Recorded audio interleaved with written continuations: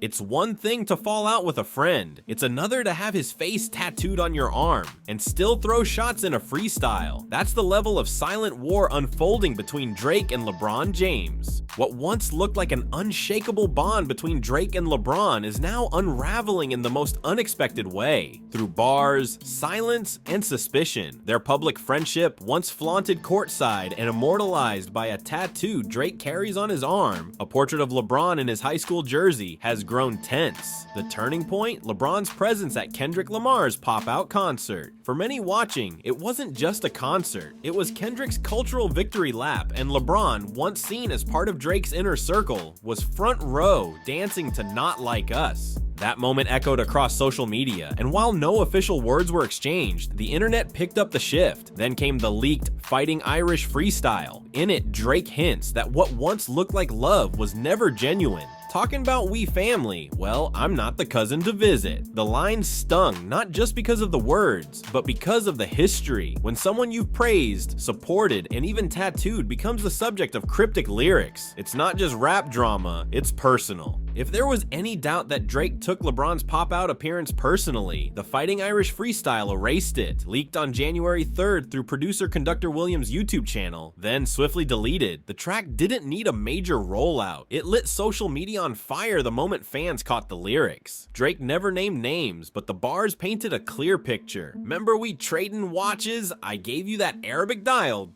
That wasn't just a flex, it was a reference. One that pointed straight at LeBron, whose friendship with Drake has always included gifts, shoutouts, and support. Another line, "God forbid we ever got to tarnish your public image," sounded more like a warning than a diss. Fans picked up on it instantly. This was personal. This wasn't just rap bravado. This was the kind of tension that comes from betrayal, at least in Drake's eyes. And what made it sting even more was the track's title, Fighting Irish, a nod to the very high school jersey Drake tattooed on himself, LeBron's jersey. The symbolism couldn't be louder. Drake was airing out his hurt, not just his ego. And while the freestyle never made it to streaming platforms, its message stuck. Something sacred between the two had broken. If you're rocking with the breakdown so far, do me a favor, hit that like button and subscribe. We're just getting into the real story behind the fallout.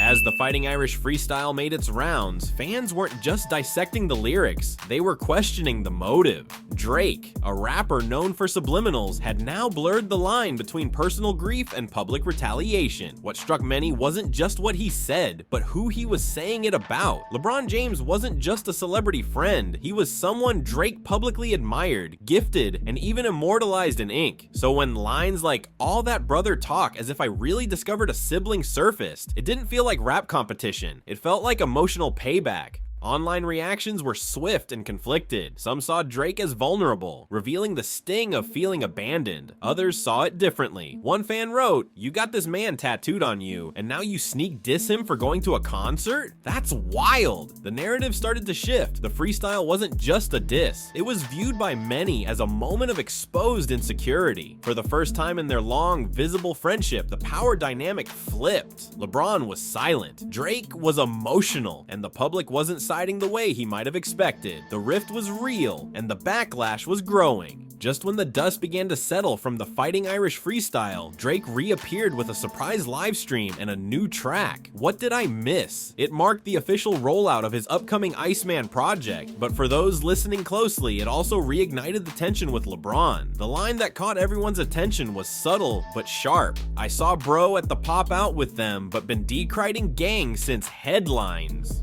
For many, it was a confirmation of what had only been implied before. LeBron's presence at Kendrick's pop-out concert, while Drake was in the middle of a lyrical war, wasn't just noted, it was remembered. And now, it was being weaponized. The lyric suggested betrayal, suggesting that LeBron had long benefited from Drake's success and support, only to now align with the other side. Unlike the emotionally heavy tone of Fighting Irish, this new track carried a colder, more resolved energy. The diss wasn't loud, but it was loaded. It showed that Drake wasn't done speaking on it. He was just choosing to strike with precision, and with Iceman on the horizon, fans realized this might only be the beginning of a longer, colder campaign. As Drake's pointed lyrics echoed through Fighting Irish Freestyle and What Did I Miss, one person remained noticeably quiet: LeBron James. Despite being the clear target of multiple veiled jabs, the NBA icon offered no response, no comment, not even a passive social post. And in that silence, fans found meaning. For some, LeBron's decision not to engage reflected maturity, a refusal to feed into rap theatrics or add gasoline to a personal fire. But for others, the silence was strategic. After all, the accusations weren't trivial. They touched on loyalty, image, even alleged personal behavior. LeBron's restraint may also be a reflection of his status. While Drake was dropping songs and airing frustrations, LeBron continued business as usual, training, posting family moments, and steering clear of any public drama. But his silence didn't shield him from speculation. Every moment he spent at Kendrick's concert, every clip of him vibing to Not Like Us, was now being re-examined under a microscope. The dynamic had shifted. Drake was now painting himself as the hurt one, while LeBron remained above the fray. Yet with each non-reaction, the tension continued to simmer, and fans were left wondering, was LeBron's silence a calm front or a warning sign of what's still to come?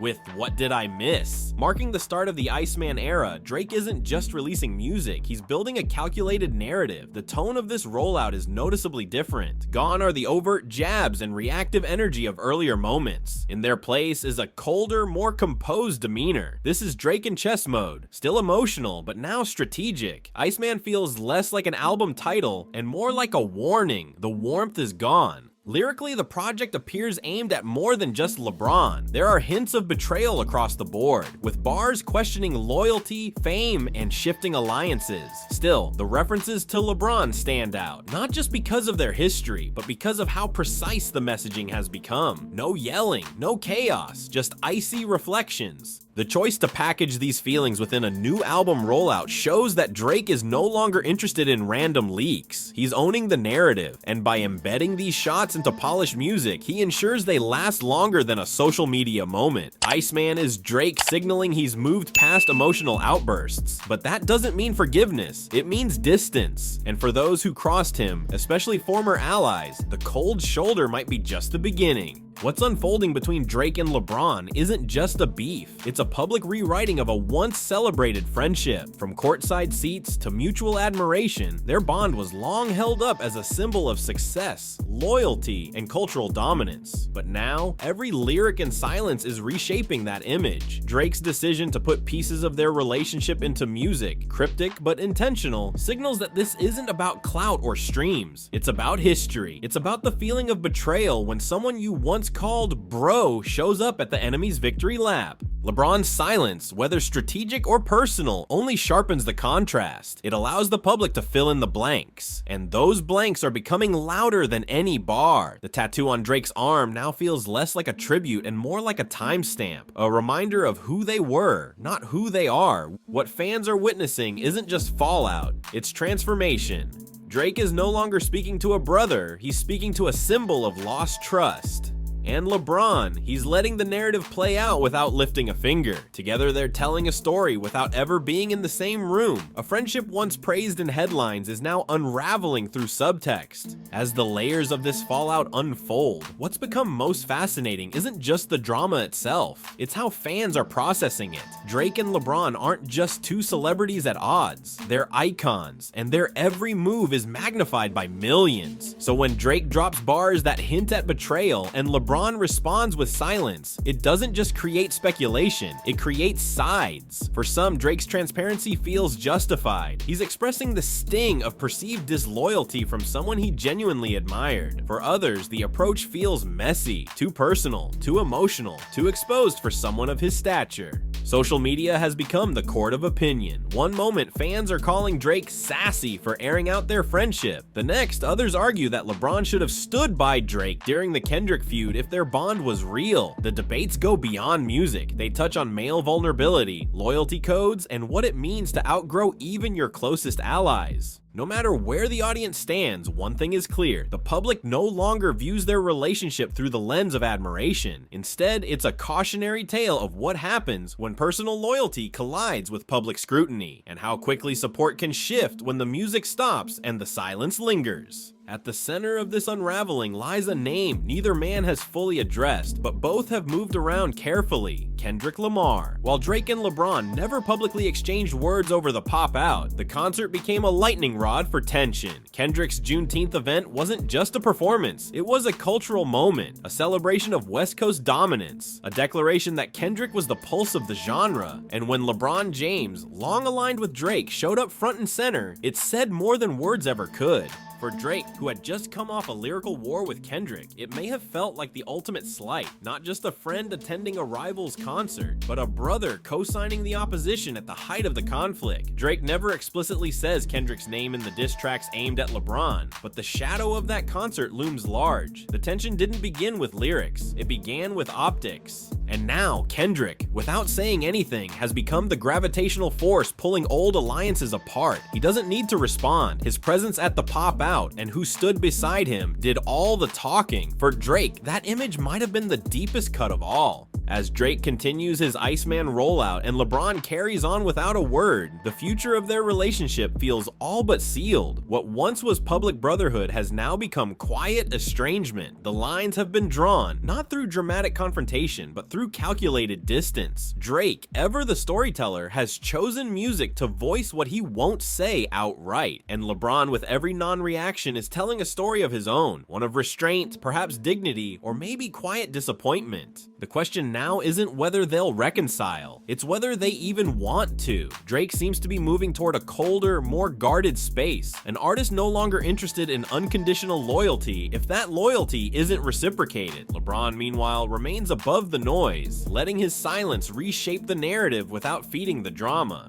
But there's a cost to these decisions. Fans now view their friendship not as a model of respect, but as a reminder that even the strongest bonds can fray under pressure. Loyalty in the public eye is fragile, and when tested, it rarely breaks evenly. What comes next may not be a diss or a post, but simply two icons continuing their paths, together once, but now moving in opposite directions. What began as admiration turned into alliance and ended in ambiguity. Drake and LeBron's friendship once symbolized unity between music and sport, culture and legacy, but now it stands as a cautionary tale about how loyalty shifts, how silence can speak louder than bars, and how even the deepest connections can be shaken by one public moment. Drake's Iceman rollout isn't just an album campaign, it's a rebranding of how he sees himself in this industry and in his relationships. LeBron's silence isn't just absence, it's strategy. Together, their distance is telling us everything we need to know. But what do you think? Was Drake right to speak through music? Did LeBron's attendance at the pop out cross a line? Or is this just another example of emotions playing out under the spotlight? Drop your thoughts in the comments, because this isn't just their story, it's a moment in hip-hop history we're all watching unfold in real time. And if you made it to this point, be sure to like, subscribe, and tap that bell, because this isn't the last time Drake will address the ones who turned cold. Check out our next video breaking down how Kendrick's tour shook the entire rap industry.